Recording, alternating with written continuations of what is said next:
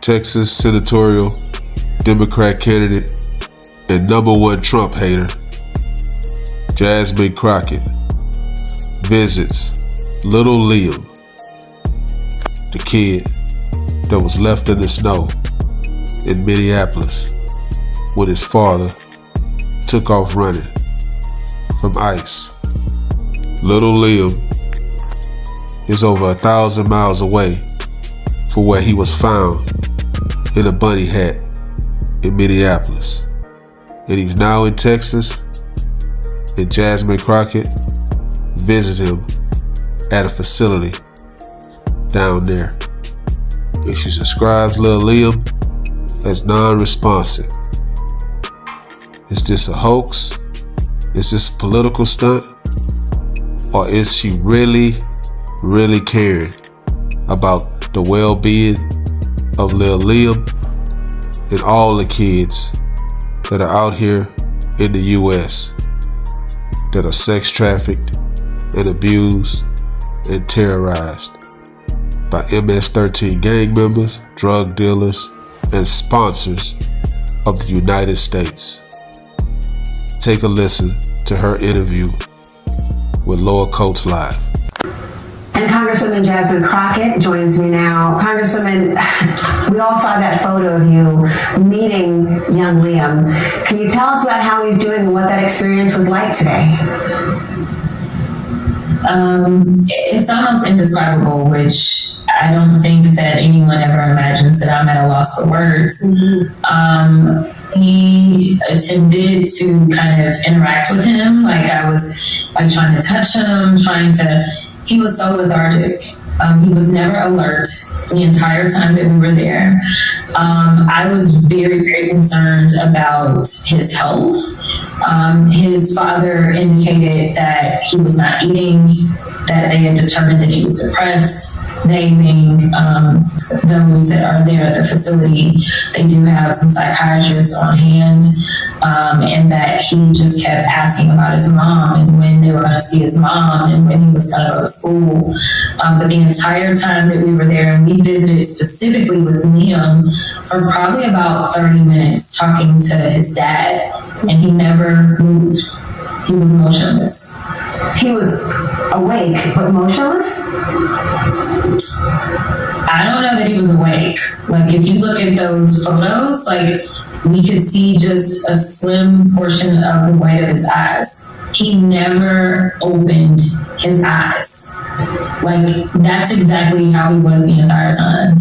And he wasn't asleep. Like, I don't think anyone could sleep through that. I mean, like, his dad adjusted him a couple of times, but something was not right. That part I can tell you. And so one of my staffers that was with me is a fluent Spanish speaker. Yeah. And so I was like, you need to ask about, like, the doctor. Like, has he seen them? Like, when's the last time? Because I was looking at that baby, and I don't have kids, but, like, I would have imagined that he needed to see, like, have professional help. But his dad was like, he's just not been eating.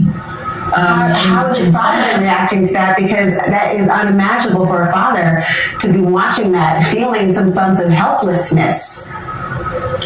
Yeah, he's been trying to do everything he can to take care of Liam and not freak out about his wife, who was currently 4 months pregnant.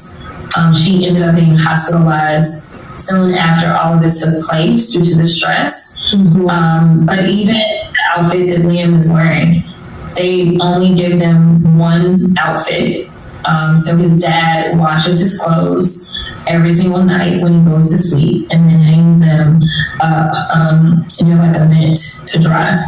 The temperament that Jasmine Crockett is displaying here may get her votes in Texas, but can she remain at this level of temperament, or will she continue to be loud, big mouth, hating Donald Trump image? Because that will get her elected.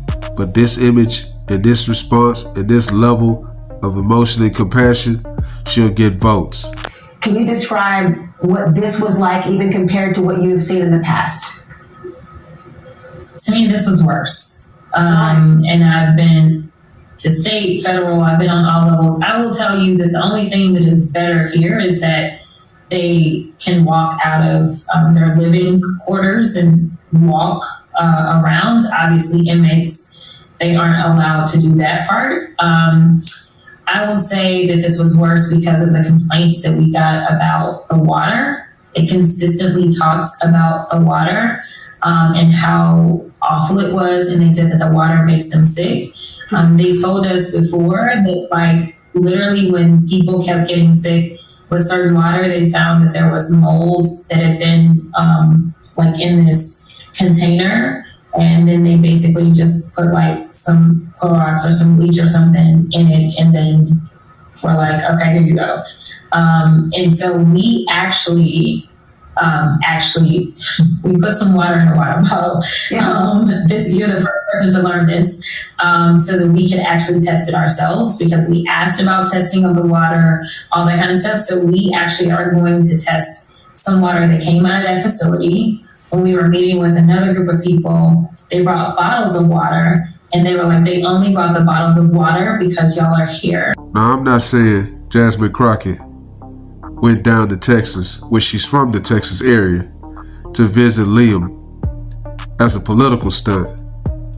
But my thing is, how many times did Jasmine Crockett visit the borders of Texas, where they let millions and millions of illegal immigrants flood those borders?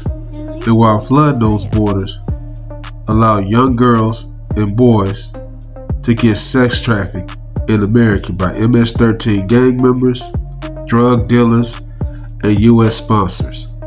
Where was that energy at then, when those kids were being abused? Take a listen to this. The program is the middleman in what we now know is government-sponsored, taxpayer-funded child trafficking. Children told us they're being lured away from their families. This is a family separation program. These children are brought here to the United States and carelessly turned over to MS-13, 18th Street Gang, other transnational criminal organizations.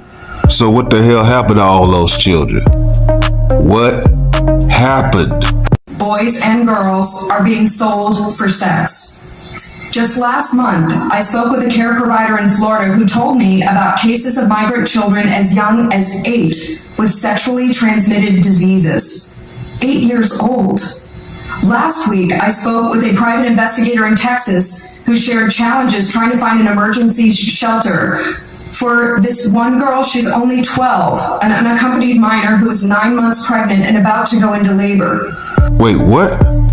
What the F did she just say?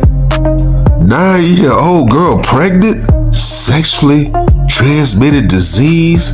Abuse?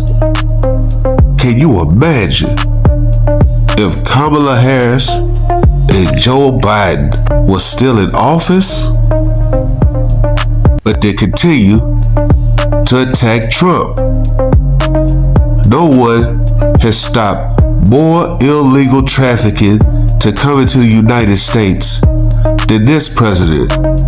Do you know how many child lives have been changed by him not allowing these drug dealing, MS-13, sex trafficking monsters into United States, abusing young, underage girls?